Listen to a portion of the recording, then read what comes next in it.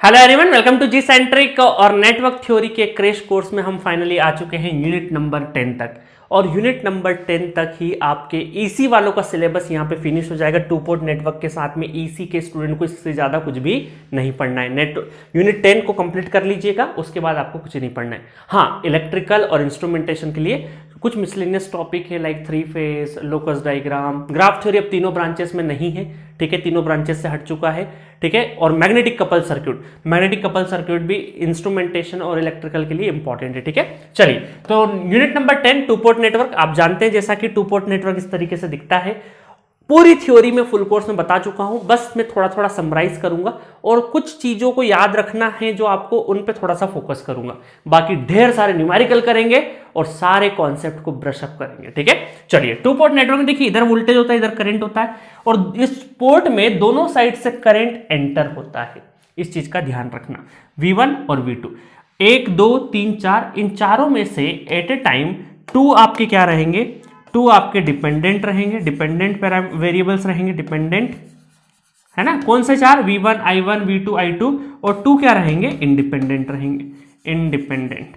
और उसी हिसाब से आपकी इक्वेशंस बनेगी। तो इस तरीके से यहां पर क्या है, हमने सारे पैरामीटर को अगर मैं कंक्लूड करूं तो 6 पैरामीटर होते हैं जनरली। इंपीडेंस पैरामीटर जिसको हम Z पैरामीटर बोलते हैं, एडमिटेंस पैरामीटर जिसको Y बोलते हैं, एबीसीडी जिसको हम लोग ट्रांसमिशन पैरामीटर भी बोलते हैं, ट्रांसमिशन पैरामीटर, ठीक है। H पैरामीटर जिसको हम लोग हाइब्रिड पैरामीटर भी बोलते हैं, हाइब्रिड, ठीक है। और दो एक्स्ट्रा जो है, इनवर्स H, इनवर्स हाइब्रिड, या फिर G पैरामीटर भी बोलते हैं, और इनवर्स एबीसीडी भी बोल सकते हैं इसको।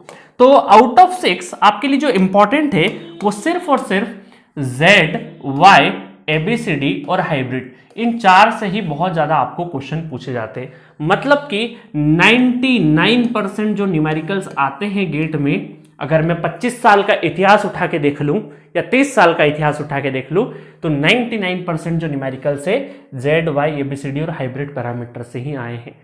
एक आध बार बहुत पहले या कहीं पर इन दोनों पैरामीटर से भी क्वेश्चन आए हुए हैं, तो 1% कैटेगरी में यहां पे डाल देता हूं, ठीक है। बट प्लीज इसको एक ओवरव्यू करके जरूर जाइएगा, ऐसा नहीं हो कि सरप्राइज मिल गया, क्योंकि 1% चांस को भी छोड़ के नहीं जाना है, कंपटीशन बहुत हाई है, ठीक है। चलिए बढ़े आगे। तो 1 बाय 1 बाकी सब चीजें आपको याद है, बस मुझे थोड़ा सा रिवीजन करवाना है। ये कुछ इस तरीके से पैरामीटर होते हैं, V1 V2। देखिए, Z पैरामीटर, Y पैरामीटर को याद रखने के लिए आपको ज्यादा मशक्कत नहीं करनी पड़ती है, क्योंकि ये आपको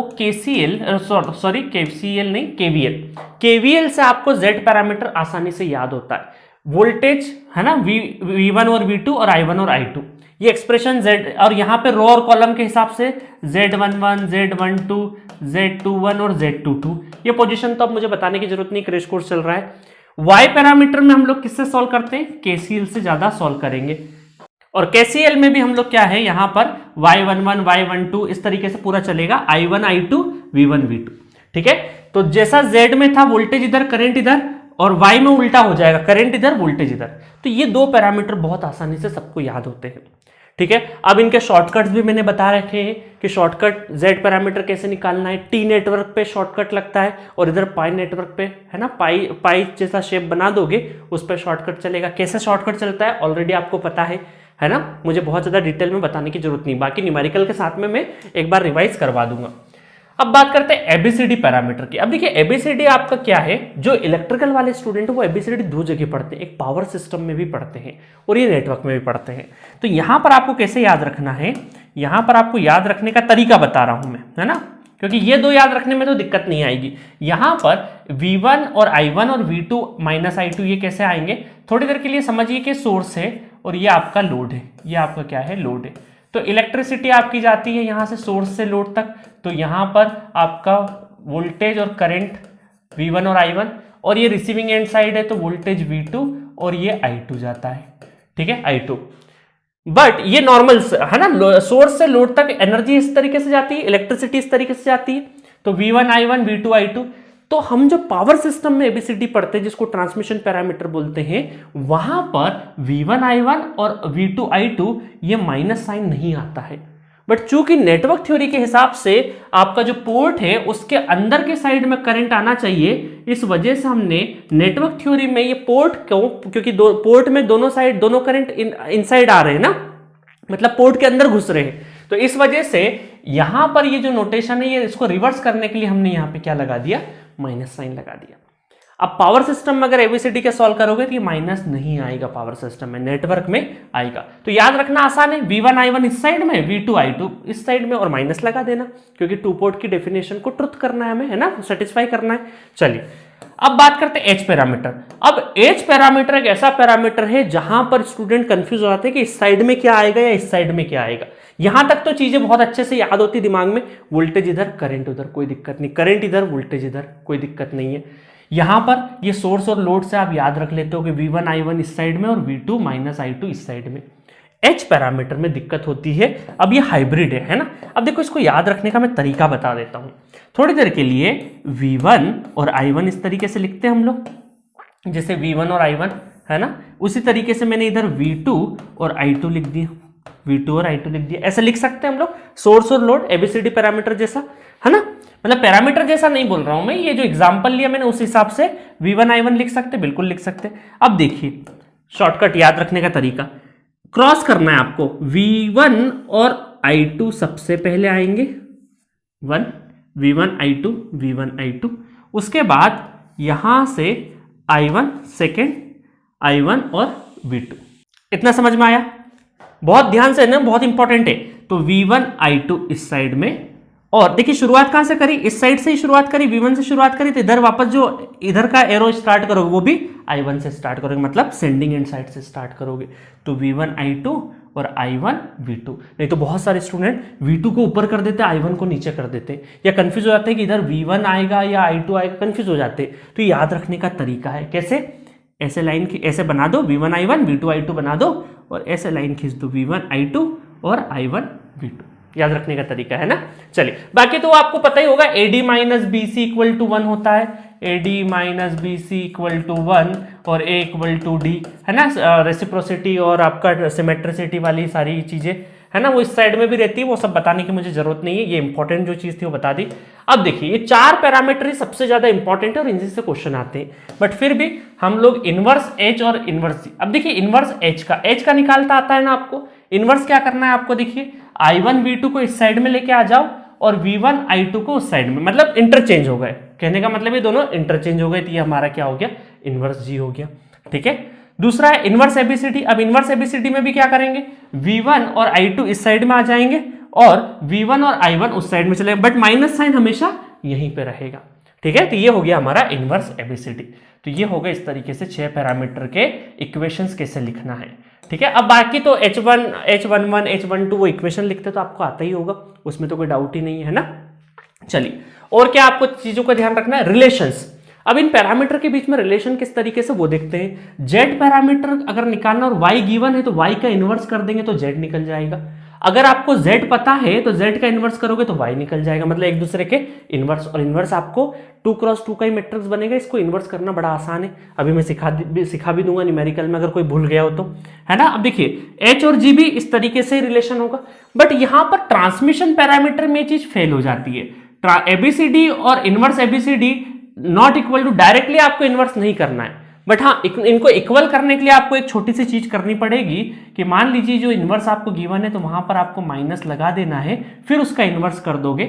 मतलब आपको इनवर्स एबीसीडी अगर गिवन है तो उसमें बी और सी पैरामीटर के आगे माइनस लगा देना और फिर इसका इनवर्स कर देना, तो एबीसीडी मिल जाएगा। फिर हम क्या बोल सकते हैं, इक्वल बोल सकते हैं। सिमिलरली इसका अपोजिट वाइस वर्सा। ठीक है, डायरेक्टली जैसे इसमें क्या हो रहा था, डायरेक्टली कर दिया हम लोगों ने, y है उसका इनवर्स किया तो z मिल गया, h है ना, h है हमारे पास, उसका इनवर्स करें तो g मिल गया, तो डायरेक्ट मिल सकता है। बट इधर ट्रांसमिशन और इनवर्स एबीसीडी या एबीसीडी को डायरेक्टली नहीं करना है, इस चीज का ध्यान रखना, माइनस साइन का, ये करने के बाद इनवर्स कर सकते हो। ठीक है, बस ये छोटी चीज का ध्यान रखना। बाकी फिर हमने इंटरकनेक्शंस भी पढ़े इनके बीच में, वैसे तो 5-6 तरीके के होते हैं, बट आपको 3 ही याद रखने। सीरीज अगर कनेक्शन, ज्यादातर ये z में होता है और इसमें डायरेक्टली एडिशन हो जाता है। डायरेक्टली क्या होता है, एडिशन हो जाता है। पैरेलल में क्या होता है, y का होता है और ये भी डायरेक्टली एडिशन हो जाता है y पैरामीटर का। कास्केड में ज्यादातर आपको क्या मिलेगा, ट्रांसमिशन पैरामीटर क्या मिलेंगे, ट्रांसमिशन, इसमें मल्टीप्लीकेशन होता है। इसमें क्या होगा, दो आपको सपोज करो दो कास्केट कनेक्शन है, वो आपके कनेक्टेड है, तो ट्रांसमिशन पैरामीटर अगर होगा तो वो क्या होगा, आपका मल्टीप्लिकेशन होगा। इंपीडेंस होगा सीरीज में ज्यादातर गिवन होता है, तो उसमें एडिशन होगा, इसमें भी एडिशन होगा, इसमें मल्टीप्लिकेशन होगा। इन चीजों का ध्यान रखना है। अब बिना देरी के डायरेक्टली हम लोग क्या करते हैं, क्वेश्चन स्टार्ट करते हैं। ठीक है, तो वन बाय वन जितने भी कॉन्सेप्ट है टू पोर्ट के, अब देखो ट्रांसफॉर्मर भी आता है टू पोर्ट में, तो उसका भी एक अलग यूनिक कॉन्सेप्ट है। लेटाइस नेटवर्क का भी यूनिक कॉन्सेप्ट है। तो ये जब न्यूमेरिकल में आएंगे ट्रांसफॉर्मर, लेटाइस नेटवर्क, तो इनको सबको मैं उसी टाइम पे आपको बता दूंगा। ठीक है, एज सच इससे ज्यादा थ्योरी की जरूरत नहीं है टू पोर्ट में। अब देखिए 115 क्वेश्चन और ये 116 क्वेश्चन, ये दोनों एक जैसे क्वेश्चन है, एग्जैक्टली सेम है। देखो क्वेश्चन दोनों। अब इसमें पूछा क्या है, वाई पैरामीटर निकालना है आपको। अगले क्वेश्चन में क्या पूछा है आपको, एबीसीडी और हाइब्रिड पैरामीटर निकालना है। तो क्यों ना एबीसीडी हाइब्रिड तो है ही है और यहाँ पे वाई है, क्यों ना मैं जेड पैरामीटर भी निकाल लेता हूं। तो आपको इन दोनों क्वेश्चन से मैं आपको एक तरीका बताऊंगा कि अगर आपको जेड पैरामीटर पता है तो आप कोई से भी पैरामीटर निकाल सकते हो। क्या, वापस सुनना, अगर आपको z पैरामीटर पता है तो आप कोई सा भी आउट ऑफ 6 पैरामीटर कोई भी निकाल सकते हो। कैसे निकालते हैं वो मैं इन दो न्यूमेरिकल से सिखाऊंगा। ठीक है, तो ध्यान से देखना है दोनों न्यूमेरिकल में किस तरीके से सॉल्व करता हूं। तो सबसे पहले आपको z पैरामीटर निकालना है ना। अभी मैं डायरेक्ट क्वेश्चन सॉल्व नहीं कर रहा हूं, आपको सिखा रहा हूं, कॉन्सेप्ट सिखा रहा हूं कि z पैरामीटर है तो उससे बाकी पैरामीटर कितनी आसानी से निकल जाते हैं। ठीक है, तो सबसे पहले मैं यहां पे लाइन खींच देता हूं एक, ताकि हमारा सिचुएशन डिफरेंट रहे। चलिए अब देखिएगा, यहां पर z पैरामीटर निकालना मतलब केवीएल बहुत ज्यादा कन्वीनियंट, केवीएल से हम लोग निकाल सकते हैं। आपको देखो पैरामीटर के टाइम पे है ना, बहुत सारे स्टूडेंट नेटवर्क सॉल्व करते करते हर चीज को सॉल्व करने लगते हैं। आपको पैरामीटर के टाइम पे जो टू पोर्ट नेटवर्क का जो टॉपिक है ना, इसमें दिमाग का गियर है। क्योंकि आप क्या करते हैं, सीखते सीखते थर्ड गियर, फोर्थ गियर और टॉप गियर पे चलते चलते नेटवर्क सीखते हैं और टू पोर्ट में आते हैं ना, तो उसी गियर में गाड़ी चलाते हैं। यहां पर आपको गियर चेंज करना है, आपको यहां पे लड़ाई नहीं करना है। आपको जो z पैरामीटर बोल रहा है, जो z पैरामीटर का स्टैंडर्ड फॉर्मूला है, उसके बराबर इक्वेशंस को खड़ा करना और कंपेयर करना और कुछ भी नहीं करना है। ठीक है, चलिए तो यहां पर आप क्या करेंगे, हम लोग यहां पर सॉल्व करते हैं। थोड़ी देर के लिए करंट I1 फ्लो कर रहा है, इधर से I2 आ रहा है, तो इसमें कितना जाएगा, I1 प्लस I2 करंट जाएगा, है ना। इधर से I1 आ रहा है, इधर से I1 आ रहा है, इधर से I2 आ रहा है, तो इस ब्रांच में KCL लगा देंगे यहाँ पे, तो इस ब्रांच में कितना जाएगा, I1 प्लस I2 जाएगा। तो मैं यहाँ पर KVL लिख देता हूँ। यहाँ पर अगर मैं KVL लिख देता हूँ, है ना, ध्यान से देखिएगा, KVL लिख देता हूँ, तो V1 माइनस I2, ठीक है, माइनस I2, बाद वाला साइन लेते हैं हम लोग, और यहाँ पर भी प्लस और माइनस बाद वाला साइन लूंगा, तो -1 into I1 plus I2 equal to 0। इसको थोड़ा सा रीअरेंज कर लेता हूं, मतलब कि V1 इक्वल टू करंट उस साइड में है ना, तो करंट उस साइड में तो कितना हो जाएगा, ये हमारा ये हो जाएगा I1 प्लस I1 और I2 दो हो जाएंगे, माइनस और माइनस प्लस, तो उस साइड में जाके प्लस 2I2। यह हो गई हमारी equation number 1। Equation number 1 Z parameter ऐसे ही होता है ना। जेड पैरामीटर क्या होता है, V1 इक्वल टू I1 और I2 के फॉर्म में होना चाहिए। दूसरी इक्वेशन कहां से लेके आ जाते हैं, इस साइड में KVL लगा देते हैं, इस साइड में KVL लगा देंगे तो कितना हो जाएगा, V2 माइनस 2I2, ठीक है, और फिर minus I1 plus I2 equal to 0। ठीक है, चलिए कैलकुलेशन मिस्टेक बहुत बार होती है टू पोर्ट के क्वेश्चंस में, आपको कैलकुलेशन बहुत ध्यान से सॉल्व करना है। चलिए V2 माइनस, चलो उस साइड में ले जाते हैं, तो कितना हो जाएगा, I1 प्लस I1 हो जाएगा प्लस 3I2। यह हो गई हमारी इक्वेशन नंबर 2। यह हो गई हमारी स्टैंडर्ड Z पैरामीटर की इक्वेशन, जिसमें V1 और V2 इधर है, I1 और I2 के फॉर्म में हमारी इक्वेशन से। इसका मतलब मैं अगर यहां से इन दोनों इक्वेशन से इससे जमा लूं कि V1 और V2 इक्वल टू, यह कितना हो जाएगा, यहां पर चलो मैं बाद में करता हूं, थोड़ी देर के लिए आपको समझाने के लिए, I1 और I2, है ना, ऐसा लिखते हैं, और यहां पर 1 सब कोएफिशिएंट लिखते जाइए, कुछ भी नहीं है तो 1 है, 1 2, यहां पर कुछ नहीं है तो 1 है, तो 1 3। पहला क्वेश्चन इसलिए बहुत धीरे से करवा रहा हूं, ठीक है। तो ये हो गया हमारा Z पैरामीटर।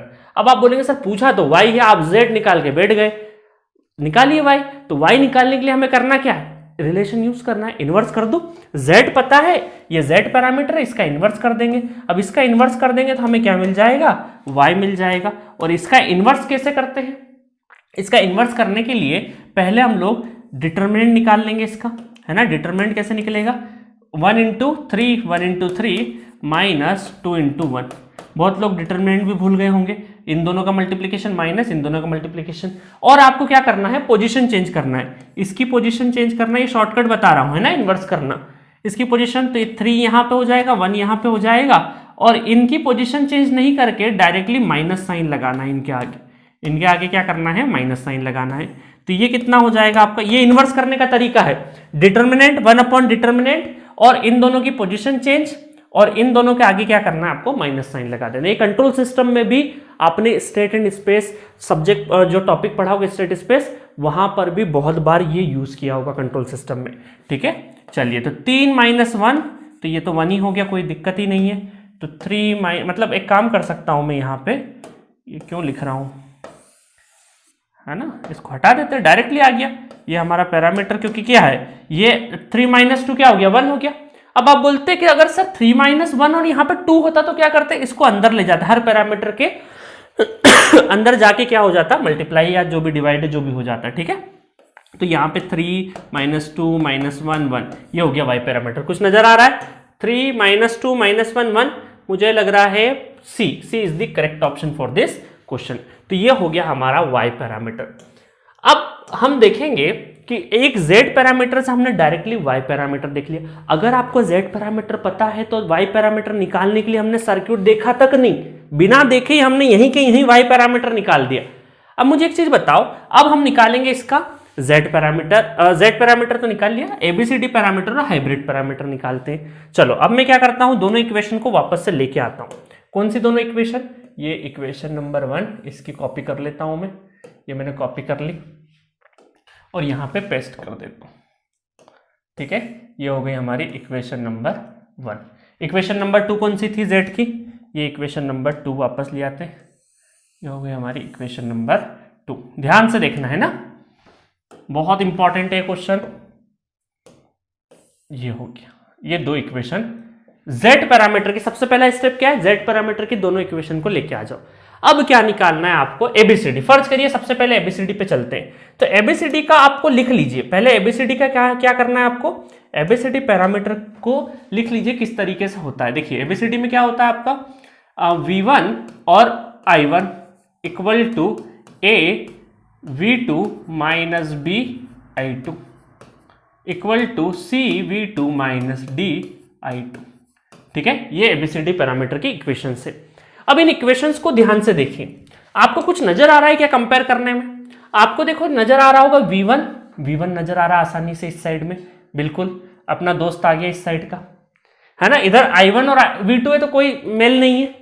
तो एबीसीडी का पहला इक्वेशन, ये वाला जो इक्वेशन है, चलो इसको भी इक्वेशन बोल देता हूं मैं थोड़ी देर के लिए, इक्वेशन 3 और इक्वेशन 4, ताकि अब देखिए इक्वेशन 3 और इक्वेशन 1 थोड़े लगभग एक जैसे नजर आ रहे हैं क्या आपको, कि इधर है V1 बट इस साइड में क्या I1 और I2 है, तो बात नहीं बन रही है। अब मुझे एक चीज बताइए, इक्वेशन 4 और इक्वेशन 2 को देखिए, इक्वेशन 4 और इक्वेशन 2 को देखें तो हमारे पास इधर I1 है, इधर V2 है, बात नहीं बनी। बट इधर V2 और I2 है, तो यहां पर V2 और I2 और I1, तो आप तीनों पैरामीटर देखो, प्रेजेंस दिख रही है, तीनों पैरामीटर की प्रेजेंस। हाँ, अरेंज थोड़े से रैंडमली, कोई इस साइड में कोई इस साइड में, रैंडमली अरेंज, बट आपको जितने क्वांटिटी V2 I1 और I2, V2 I1 और I2 arrange, right hand side left hand side थोड़े से अरेंज है, कुछ माइनस साइन प्लस साइन के साथ अरेंज है, बट पैरामीटर तो मिल गए ना। तो पैरामीटर मिल गए तो क्यों ना हम एक काम करें, यहां पर देखिएगा इक्वेशन 2 को लेते हैं, इस इक्वेशन 2 को लेते हैं और इक्वेशन 4 के जैसा जमाने की कोशिश करते हैं, मतलब I1 इस साइड में हो जाए और V2 और I2 उधर हो जाए। तो यहां पर देखते हैं I1 इसको रीअरेंज कर रहा हूं, I1 equal to V2 minus 3I2, ठीक है। ये हो गई हमारी इक्वेशन नंबर 5। कुछ समझ आ रहा है आपको। अब देखिए कंपेयर 4 और 5, मैंने सेकंड इक्वेशन को कंपेयर थोड़ा सा रीअरेंज किया और फिफ्थ इक्वेशन बन गई। और अब फिफ्थ इक्वेशन और फोर्थ इक्वेशन को थोड़ा सा ध्यान से देखिए, आपको एग्जैक्ट मिल रहा है कि नहीं।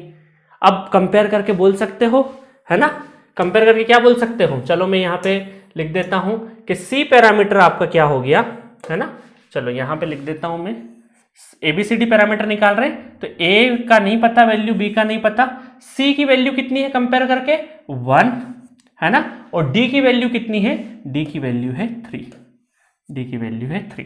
अभी 2 पोजीशन और खाली है, अभी 2 पोजीशन अभी खाली है A और B की। अब देखिए, अब आपको क्या करना है, ये जो फिफ्थ इक्वेशन अरेंज हुई है, फिफ्थ इक्वेशन अरेंज हुई है, इसको इस I1 की इस वैल्यू को आप क्या करेंगे, put the I1 in equation 1, मतलब सेकेंड इक्वेशन को रीअरेंज करके हमने 2 पैरामीटर निकाल ली, है ना, 2 पैरामीटर। अच्छा देखिए, ऑब्जेक्टिव क्वेश्चन आए ना तो आप एक बार ये 2 पैरामीटर निकाल के कंपेयर जरूर कर लेना। जैसे अब अगर मैं यहाँ पे कंपेयर करूँ आंसर लगाने के लिए, है ना, ABCD पैरामीटर की बात करें तो 1 और 3 आपको कहीं नजर आ रहा है, यहाँ पे देखिए 1, यहाँ 3, 1, 3, तो 2 ऑप्शंस में है, इसका मतलब A और B तो आंसर हो ही नहीं सकते। आंसर आपके 1 और 3 है और 1 और 3 यहाँ पे है, तो 2 ऑप्शन आपके एलिमिनेट हो गए। तो हो सकता है एक और ऑप्शन एलिमिनेट हो जाता तो आगे सॉल्व करने की जरूरत नहीं पड़ती, बट अभी हम लोग पूरा करेंगे। Put the I1 in equation 1, अब इक्वेशन 1 में पुट कर देते हैं, तो यहाँ पर पुट कर देते हैं, थोड़ा डिफरेंट कलर ले लेते हैं, यहाँ पे डिफरेंट कलर ले लेते हैं। चलो, तो ये कितना हो जाएगा, V1 इक्वल टू I1 की जगह पूरी इक्वेशन पुट कर देते, V2 minus 3I2 plus 2I2। ठीक है, मजा बहुत आता है 2 पोर्ट के क्वेश्चन सॉल्व करने में, क्योंकि क्या है, आपके सामने सारी वैल्यू आपके सामने, आपको बस इधर से उधर उठा के बस जमाना है। सारे क्लू आपके बोर्ड के क्वेश्चंस के सामने होते हैं, आपको बस अरेंज बहुत अच्छे से करना है। जो जितना अच्छा अरेंजमेंट जानता है 2 पोर्ट उतनी आसानी से सीख जाएगा। ठीक है, चलिए अब इसको सॉल्व करते हैं। तो यहाँ पर V1 चाहिए हमें, इधर V2 और I2 के बीच में अरेंज, देखो V2 I2 के फॉर्म में आ गया डायरेक्टली, तो V1 इक्वल टू ये हो जाएगा V2, और ये कितना हो जाएगा, -3 में से +2 चले जाएगा तो -1। तो ये हो गई हमारी इक्वेशन नंबर 6 नंबर की मान लेते हैं। अब 6 और 3 को आप कंपेयर करिए, है ना, 6 ये 3 को और 6 को कंपेयर करिए तो देखो ये कोफिशिएंट कितना हो गया, 1 हो गया, और ये हो गया आपका -1। इसका मतलब 1 -1 और 1 और 3, 1 और -1 यहाँ पर अवेलेबल नहीं है। कहीं हमसे चूक तो नहीं हुई कुछ करने में? नहीं, हो सकता ऑप्शंस में कुछ मिस्टेक हो, बाकी हमने तो लगभग सही किया है। कहीं पर भी हमसे, अच्छा नहीं माइनस नहीं लेना है आपको, माइनस नहीं लेना है ना, क्योंकि माइनस तो ऑलरेडी है है ना, माइनस साइन कंपैरिजन करेंगे तो माइनस तो ऑलरेडी अवेलेबल है ना, उसका कोफिशिएंट कंपेयर कर रहे हैं, तो ऐसी गलती हो सकती है। तो सिर्फ 1 1 आएगा, 1 1 और 1 3, तो ये तो दोनों में मैच कर गया, 1 1 1 1 1 मैच कर गया। इसका मतलब ABCD से हमारा आंसर नहीं आया, हाँ बस ABCD पैरामीटर हमें जरूर पता चल गए। चलो अब क्या करें, अब हम H पैरामीटर निकालते हैं। अब H पैरामीटर के लिए भी वापस से क्या करोगे, है ना, H पैरामीटर के लिए वापस से आपको इस तरीके से इक्वेशन लिखनी है ना, इस तरीके से आपको इक्वेशन लिखनी है। तो मैं यहाँ पर वापस से क्या करूँगा, H पैरामीटर निकाल रहा हूँ, तो इसको मैं ब्रैकेट में बंद कर देता हूँ ताकि आसानी से आप चीज़ें कर सकें। अब देखिएगा, मैं H पैरामीटर निकालूंगा, तो इनको कॉपी कर लेता हूँ, दोनों इक्वेशन, Z वाली इक्वेशन को वापस से लेके आना है आपको, है ना, ये लिख दी मैंने Z वाली इक्वेशन। आप सीख गए लगभग आप, ये Z वाली इक्वेशन यहाँ पे कर दी मैंने। ठीक है, अब मुझे क्या करना है, मुझे यहाँ पर H पैरामीटर की वैल्यू लिखना है। तो H पैरामीटर अगर आप भूल गए तो V1 I1 V2 I2, तो पहले इधर से फिर उधर से, मतलब कि V1 और I2 इस साइड से, और I1 पहले आएगा मतलब H11 I1 plus H12 V2, ठीक है, और H12 तो ये हो जाएगा 21 I1 प्लस H22 V2। ये लिख दिया हमने H पैरामीटर। अब कंपेयर करिए, अब कंपेयर करेंगे तो कौन सा आपको मैच कर रहा है, देखो पहली equation V1 I1 V2, V1 I1 नहीं I2 आ चुका है, इसमें ये मैच नहीं हो रहा। सेकंड को मैच करते हैं हम लोग, सेकंड में क्या है I1 I2 और V2, I1 I2 और V2, इसका भी सेकंड एक्सप्रेशन मैच हो गया है। अब इसको रीअरेंज कर लेते हैं, इसको रीअरेंज कर लेते हैं हम लोग, ठीक है, चलो इसको रीअरेंज कर लेते हैं। इसको रीअरेंज कर लेते कैसे, I2 के फॉर्म में, तो I2 के फॉर्म में रीअरेंज किया तो कितना आ जाएगा V2 माइनस I1, और डिवाइडेड बाई 3, तो डिवाइडेड बाई 3 डिवाइडेड बाई 3। ठीक है, तो अब देखो यहां पर क्या हुआ, थोड़ा सा और रीअरेंज कर लेते। तो I2 इक्वल टू ये वाली चीज पहले लेके आ जाते, माइनस I1/3 प्लस V2/3। तो मैं वापस से इक्वेशन नंबर 3 बोल देता हूं, है ना, आप कंफ्यूज मत होइएगा, ये डिफरेंट क्वेश्चन था, ये इक्वेशन उस एबीसीडी के टाइम की थी। अब मैं हाइब्रिड पैरामीटर निकाल रहा हूं, तो ये वापस नई हमारी 1 2 3 इक्वेशन से। ठीक है, क्वेश्चन एक ही बट पैरामीटर अलग अलग है, तो 1 2 3 इक्वेशंस में कंफ्यूज मत होइएगा। थर्ड इक्वेशन, तो एक काम करते हैं, इसको मान लेते हैं हम थर्ड, और इसको मान लेते हैं फोर्थ, और इसको बोल देते हैं फिफ्थ इक्वेशन। ठीक है, फिफ्थ इक्वेशन। अब कंपेयर करिए, कंपेयर करेंगे तो आपको पता चल जाएगा, कंपेरिजन करेंगे तो यहां पर हमारा H21 कितना हो जाएगा, -1/3, और H22 कितना हो जाएगा, 1/3। ठीक है, और अब आपको क्या करना है, बहुत ही सिंपल, अब तो आप सीख गए होंगे कि इस इक्वेशन को आपको डायरेक्टली कहां पुट करना है। ये जो इक्वेशन है I2, put I2 in equation 1 में पुट कर देना है। तो ये हो जाएगा V1 equal to I1 plus 2 I2 तो माइनस I1/3 प्लस V2/3। ठीक है, तो इसको V1 इक्वल टू, मैं पूरा सॉल्व कर दे रहा हूं, तो I1 माइनस 2 I1/3, ठीक है, और प्लस 2/3 V2। तो इसको हो जाएगा V1 इक्वल टू, ये हो जाएगा 3 LCM, 3 में से 2 गया, तो 1/3 I1 प्लस 2/3 V2। तो इसको कंपेयर करेंगे अगर हम लोग I1 और V2 से, तो ये आ जाएंगे पैरामीटर यहाँ पे 1/3, और ये हो जाएगा 2/3। ठीक है, तो अब यहाँ पर हमारा क्या आया, 1/3 और 2/3, तो -1/3 प्लस 1/3, -1/3 प्लस 1/3, 1/3, मतलब D is the correct answer for this question. समझ में आया आपको? तो किस तरीके से हम लोगों ने सीखा कि आपके अगर Z पैरामीटर पता है आपको, ठीक है, क्या करा हम लोगों ने, अगर Z पैरामीटर पता है, हमने बड़ी आसानी से Y पैरामीटर निकाल दिया। अगर Z पैरामीटर पता है तो हमने सिर्फ इक्वेशन को लिखा और कंपेयर करके सेकंड इक्वेशन को रीअरेंज करके एक पैरामीटर C और D पैरामीटर निकाल लिए, उस इक्वेशन को वापस फर्स्ट में पुट करके बचे हुए पैरामीटर निकाल लिए। मतलब Z पैरामीटर से ही ABCD आ चुके हैं। उसी Z पैरामीटर से वापस से हमने हाइब्रिड निकालते टाइम पे हाइब्रिड की इक्वेशन लिखी, उसी सेकंड इक्वेशन को रीअरेंज किया, equation second is fourth equation से मैचअप किया, और दो हाइब्रिड के पैरामीटर निकाल के लिए आए, H21 और H22। उसके बाद हमने सेम उसी इक्वेशन को क्या किया, जो रीअरेंज करके लिखी थी उस इक्वेशन को फर्स्ट इक्वेशन में पुट कर दिया, और वहां से बचे हुए पैरामीटर भी आ गए। तो अब आपको इसका मतलब है, आपने क्या सीखा इतनी देर से, कि अगर Z पैरामीटर आपके पास है तो आप बड़ी आसानी से बाकी के पैरामीटर निकाल सकते हैं। मजा आया होगा। ये एक एक्सक्लूसिव एक क्वेश्चन लेके आया था मैं आपके सामने, जिससे आपको बता सकूं कि एक पैरामीटर से सारे पैरामीटर किस तरीके से निकलते हैं। रटने की जरूरत नहीं है, सब कुछ लॉजिकल है, बस कैलकुलेशन मिस्टेक मत करना। चलिए एक क्वेश्चन और देख लेते हैं इस लेक्चर में, फिर आगे बढ़ेंगे। Question number 117, the Z parameter matrix for the two port network shown 2j omega j omega j omega 3 plus 2j omega where the entries are in ohm, suppose j omega equal to RB plus j omega. मतलब JB कहां दे रखा है आपको, ये JB आपको यहां पे दे रखा है, ये वाला JB की इक्वेशन दे रखी है RB प्लस j ओमेगा। तो आपको पूछा then the value of RB in ohm, ठीक है। अब देखिए आपको क्या करना है, Z मैट्रिक्स दे रखी है, Z मैट्रिक्स दे रखी है, इसका मतलब हम ये बोल सकते हैं Z11, Z12, Z21 और Z22। आपको समझाने के लिए थोड़ा सा मैं ज्यादा लिख रहा हूं, अदरवाइज तो 2 मिनट में क्वेश्चन सॉल्व हो जाएगा। ये हो जाएगा j ओमेगा और j ओमेगा और 3 प्लस 2j ओमेगा, ठीक है। ये तो यहां पे Z11 की वैल्यू कितनी है, Z12 की वैल्यू, ये सब यहां पे लिखी हुई है, गिवन है आपको। अब देखिए टी नेटवर्क है, तो टी नेटवर्क में अगर हम Z लिखेंगे, टी नेटवर्क में हम लोग लिखते हैं, तो इसको हम लोग क्या करेंगे, इन दोनों का एडिशन होके ये क्या बन जाएगा Z11, इन दोनों का एडिशन, तो ये हो जाएगा Z22, और इसको डायरेक्टली हम क्या लिखते हैं, इसको directly Z12 equal to Z22। Shortcut है, टी नेटवर्क दे रखा है तो शॉर्टकट है, तो इस वजह से हमारा जो पैरामीटर है वो कुछ इस तरीके से आ जाएगा।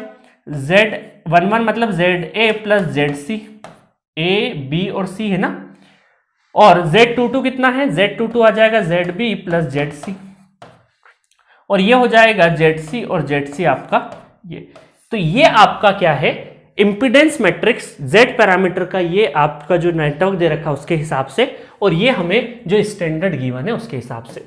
ठीक है, तो अब हम कंपेयर कर लेते हैं डायरेक्टली। तो Z11 की वैल्यू कितनी है, 2J ओमेगा, और वो किसके बराबर है, ZA प्लस ZC के बराबर। तो बस आपको कंपैरिजन करना है, इस मैट्रिक्स को और इस मैट्रिक्स को कंपेयर कर लीजिए। तो ये कितना हो जाएगा, ZA plus ZC equal to 2J omega. ठीक है, एक इक्वेशन ये बन गई। और दूसरी इक्वेशन कहाँ बन जाएगी आपकी, आप ZC की वैल्यू कितनी है, डायरेक्टली ZC की वैल्यू क्या बोल सकते हैं, J omega is the ZC value. ZC की वैल्यू अगर आ गई है तो ZA की वैल्यू आसानी से निकल जाएगी, यहाँ पे पुट करेंगे उधर जाएगा। ठीक है, तो ये कितना हो जाएगा माइनस, तो ये वापस से J ओमेगा। कर लोगे ना इतना, तो मैं शॉर्टकट में कर रहा हूँ, इतना शॉर्टकट तो आप कर ही लोगे, है ना, मुझे पूरी उम्मीद है। नहीं तो ये पूछोगे सर ये कैसे हुआ। चलो, तो ये ZA हो गया, ZC हो गया। अब हमें क्या चाहिए यहाँ पे, ZB की वैल्यू कितनी है आपकी। ठीक है, तो यहां पर ZB निकाल लेंगे हम लोग, किसी से भी कंपेयर कर लीजिए। चलो यहां पर ZB यहां पे है, तो लास्ट वाले से कंपेयर कर लेते हैं। इसका मतलब ZB plus ZC equal to 3 plus 2J omega. मतलब इस पोजीशन को और इस पोजीशन को मैंने कंपेयर कर लिया है। ZC की वैल्यू पता है J ओमेगा, उधर की साइड में ले गए तो कितना हो गया, 3 plus 2J omega minus J omega. आपके लिए थोड़ा लंबा सॉल्व कर रहा हूं, अदरवाइज 2 मिनट में हो जाता है। 3 plus J omega, 3 plus J omega. अब इसको हम लोग का जो स्टैंडर्ड है ये इससे कंपेयर कर लीजिए। इससे कंपेयर करेंगे तो आपका आ जाएगा ZB equal to R plus J omega. तो R की वैल्यू कितनी है, R इक्वल टू 3 ओम। तो इसका आंसर क्या हो गया, 3 ohm is the correct answer for this question. मजा आया, बहुत ही इजी क्वेश्चन था। ये मैं यहां से हटा देता हूं ताकि आपको क्वेश्चन में बहुत इजीली दिखे। ठीक है, चलिए, तो ये रहा आपका क्वेश्चन। इस तरह के थोड़े से दिमाग को उलझाने वाले क्वेश्चंस होते हैं। अब इसमें क्या ही दिमाग उलझेगा, आपको ओवर डेटा दे देते हैं। 2 पोर्ट नेटवर्क में आपके पास क्या होता है ना, इससे पहले के जितने नेटवर्क के टॉपिक्स थे उसमें डेटा कम रहता था, हमें हर चीज निकालनी पड़ती थी। 2 पोर्ट में क्या होता है, एक्सेस डेटा है, बहुत ज्यादा आपको इक्वेशंस पता चले, 4-5 इक्वेशंस दिख रही है, उनको रीअरेंज करना थोड़ा सा मुश्किल हो जाता है। तो आपको रीअरेंज वही करना जो आपसे पूछा है, अननेसेसरी ये कैलकुलेशन में मत चले जाना। नहीं तो 2 पोर्ट में क्या होता है, ये मेरी बात बहुत अच्छे से वो फील कर रहे होंगे जो टेस्ट सीरीज दे रहे होंगे, आपको पूछा कुछ और आप कुछ और ही इक्वेशन सॉल्व करे जाओ 2 पेज भर गए, फिर पता चल रहा है क्वेश्चन रीड कर रहे हो, फिर पता चला रहे पूछा ही कुछ और है, हम तो क्या कुछ कैलकुलेट कर रहे हैं। ऐसा होता है 2 पोर्ट में। तो 2 पोर्ट का जब क्वेश्चन स्टार्ट करो सॉल्व करना तो थोड़ा सा क्वेश्चंस पे नजर रखना कि पूछा क्या है। अब जैसे इसी क्वेश्चन की अगर मैं बात करूं थोड़ी देर, ये तो मैं समझा रहा था आपको, अदरवाइज अभी आपको ZC अगर ZC निकाला हम लोगों ने, फिर ये निकाला फिर वो निकाला, तो हो सकता है कुछ लोग यहां से डायरेक्टली भी ऑब्जर्व करके चीजें लगा देंगे। लगा सकते हो, दिमाग खुला रखना। ठीक है, तो इस लेक्चर में इतना ही। नेक्स्ट लेक्चर से और भी इंटरेस्टिंग क्वेश्चन देखेंगे हम लोग 2 पोर्ट के, क्योंकि 2 पोर्ट में मुझे सॉल्व करने में बहुत मजा आता है। क्यों, क्योंकि सारी चीजें यही गिवन है, आपको बस थोड़ा सा दिमाग चलाना, इधर की इधर अरेंज करना, इधर का इधर जुगाड़ लगाना है असल में 2 पोर्ट में, है ना। सब कुछ डेटा, सब कुछ वैल्यू गिवन होती है, बस जुगाड़ लगा लगा के आपको कितना सिंपल तरीके से आंसर पर लाना है वो मुझे सिखाना है। ठीक है, तो नेक्स्ट लेक्चर में मिलेंगे बहुत ही इंटरेस्टिंग क्वेश्चंस के साथ।